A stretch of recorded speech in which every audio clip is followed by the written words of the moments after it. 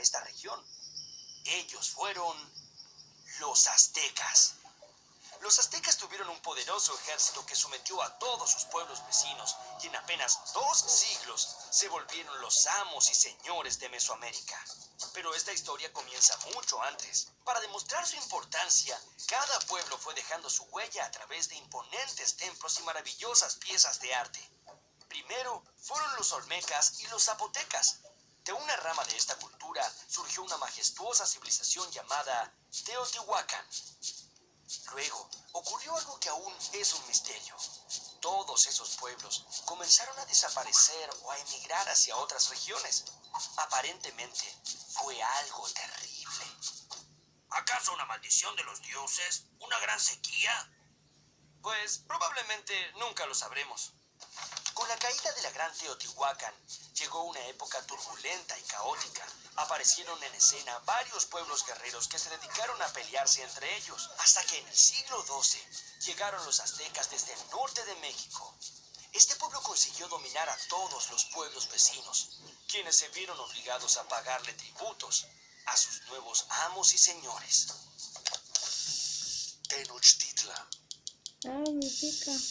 Los aztecas estaban sedientos de poder y se dedicaron a colonizar todo el centro de México. Ellos llegaron a organizar una verdadera confederación de pueblos que incluyó 38 estados en su periodo de mayor esplendor. Esos eran muchos lugares para administrar, y los aztecas necesitaban de una capital desde donde dominar a sus súbditos. Para eso crearon en 1325 Tenochtitlan, una aldea que con el tiempo se convirtió en una ciudad legendaria, centro de un imperio tan poderoso como temido. Tenochtitlan estaba construida sobre un islote en el centro de un gran lago. Si pudiéramos viajar en el tiempo a esta gran ciudad, veríamos cómo los canales se conectan con los campos, centros urbanos y el resto de los lagos. Esta es una ciudad llena de tránsito y mucho bullicio.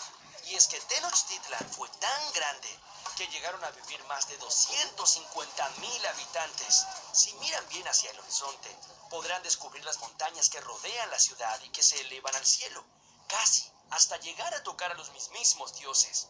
A los aztecas les gustaba tanto este paisaje que levantaron unos 25 templos de forma piramidal que imitaban el viaje que hacen las montañas hacia los cielos.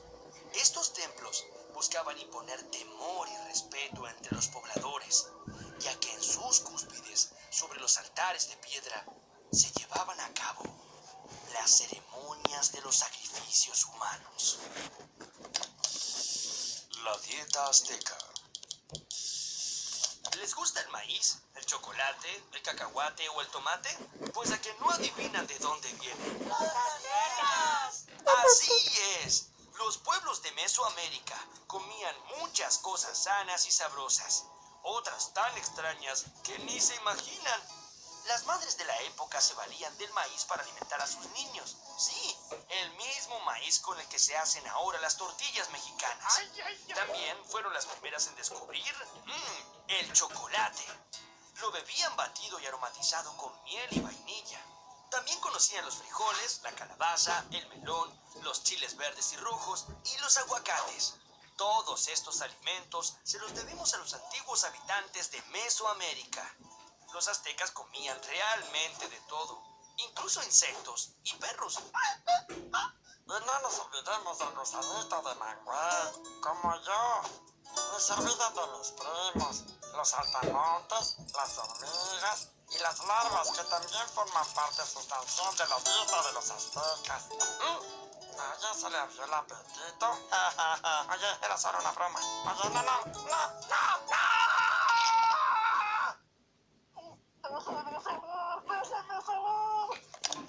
Ay, la luz. Las chinampas. ¿Aló? ¿Te has alimentado bien? Recuerda que necesitas muchas energías, mi pimpollito. Sí, claro, lo he hecho, mami. Los aztecas se preocuparon especialmente de que la población que aumentaba día a día tuviera que comer. Sin embargo, había un problema. No había suficientes tierras para la actividad agrícola, principal fuente de recursos del imperio. En el año 1265, una prolongada escasez de alimentos afectó a los aztecas. Entonces, Acatonalí, líder del imperio, propuso al Consejo de Ancianos la más ingeniosa de las ideas: poner sobre el lago unas varas y limo para así construir islas artificiales y cultivar encima de ellas.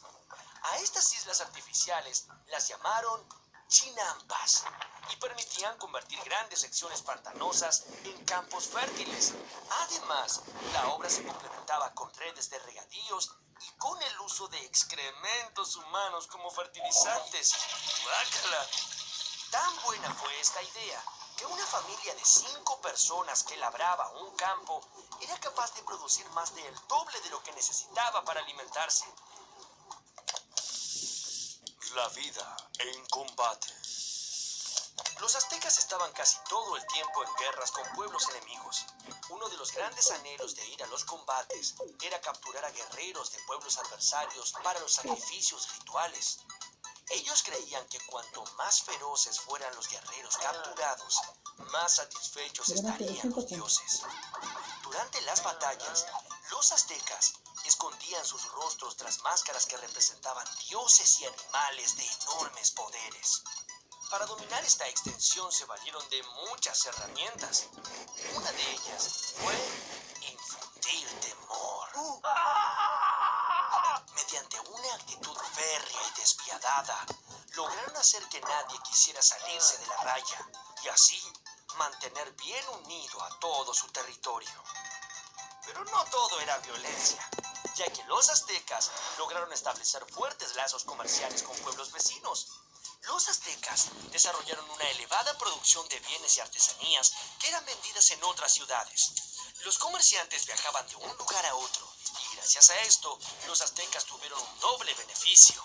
Por un lado, muchas riquezas y por otro lado, averiguar qué estaban tramando esos pueblos. Aquellos que se dedicaban al comercio de mercancías de lujo tenían también una actividad que era secreta. Servían como espías al soberano azteca. El conocimiento. Muchas civilizaciones se han preocupado por dejar plasmada su visión del mundo y así poder transmitir sus proezas y sus conocimientos de generación en generación. Pues bien, los aztecas dejaron constancia de su historia de conquistas y dominio militar a través de unos símbolos inscritos sobre pieles de venado o telas de algodón. Estos códices repletos de coloridos dibujos son documentos históricos en los que se registraron muchos aspectos de su vida cotidiana. A pesar de los códices, los aztecas no lograron tener un método efectivo de escritura. Como carecían de alfabeto, la representación de un animal u objeto debía realizarse mediante la combinación de dibujos. Para entenderlo mejor, veamos un ejemplo. Escribían el nombre de su capital, Tenochtitlan, dibujando una piedra. Eso era Tena, de la cual brotaba un cactus de nopal. Eso era Nochtri. Como ven, la escritura azteca era muy limitada, así que tuvieron que apoyarse mucho en su tradición oral. Este debe haber sido uno de los motivos por el que exploraron tanto la poesía como método de comunicación. De hecho, había un poema para cada ocasión.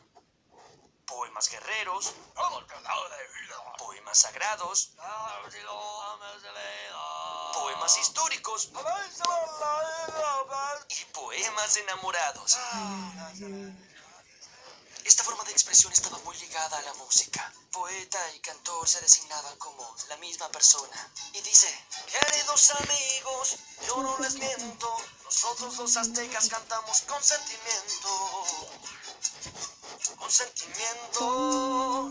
Los aztecas vivieron muy pendientes del tiempo. Idearon un calendario tan perfecto que les permitía conocer el mejor momento para sembrar o cosechar. Incluso podían predecir grandes eventos climáticos. El calendario solar de los aztecas estaba instalado en un altar redondo en el centro del patio del Templo del Sol. Otra llamativa particularidad de los aztecas era su devoción por el número 20. ¿Qué?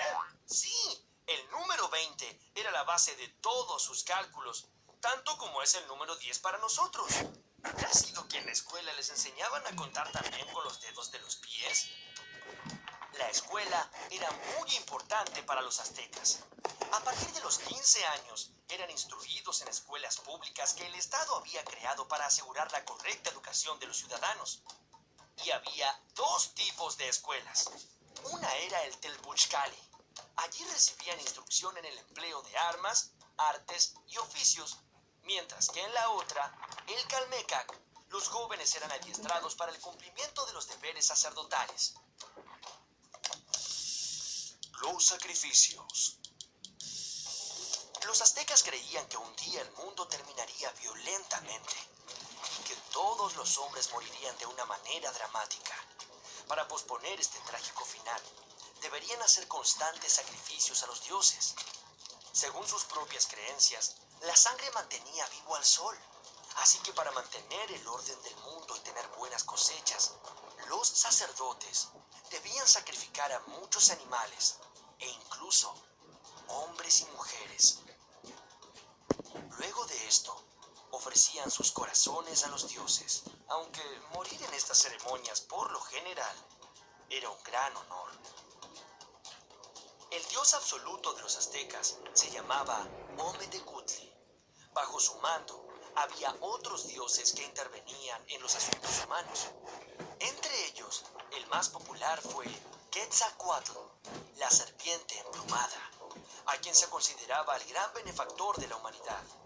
La verdad era que Quetzalcóatl no se llevaba nada bien con Tezcatlipoca, un dios que exigía muchos sacrificios humanos.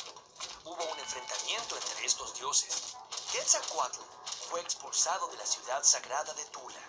Cuando desapareció en el horizonte en una barca de serpientes, una profecía aseguró que algún día volvería por el mismo lugar que había partido para imponer un nuevo orden y acabar con los sacrificios sangrientos. Los aztecas tenían muy presente aquella profecía y era posible que algún día se cumpliera. Las guerras floridas. Hacia 1450 hubo varias sequías y hambrunas que llegaron a inquietar a los aztecas. Preocupado por ello, el líder azteca Moctezuma I consultó a los sacerdotes. Estos interpretaron que la causa era que los dioses, que también pasaban hambre, habían decidido compartir su mala fortuna con los mortales. Pero los aztecas hallaron una solución rápida al problema: buscar más corazones para alimentar a los dioses. Así nacieron las llamadas Guerras Floridas, un combate ceremonial en el que los mejores guerreros se enfrentaban entre sí hasta que uno de ellos era derrotado. Como premio a su victoria, el vencedor recibiría la muerte. Pero no una muerte cualquiera, sino una gloriosa. El premio a su victoria sería ser sacrificado y que su corazón sirva de alimento para los dioses. El fin de los aztecas. Cuando el conquistador español Hernán Cortés arribó al Valle de México en 1519, Moctezuma II, el rey azteca, creyó que este señor, vestido con originales ropajes y montado en unos extraños animales llamados caballos, era en realidad el dios Quetzalcóatl, que regresaba de su forzado exilio para cumplir la profecía. Moctezuma recibió a los españoles creyendo que eran dioses en vez de poderosos enemigos para su reino. Esto hizo que la conquista española fuera mucho más fácil, ya que al principio los aztecas no ofrecieron resistencia. Cortés tuvo también la ayuda de muchos guerreros de pueblos enemigos de los aztecas, que había reclutado en su camino hacia la capital.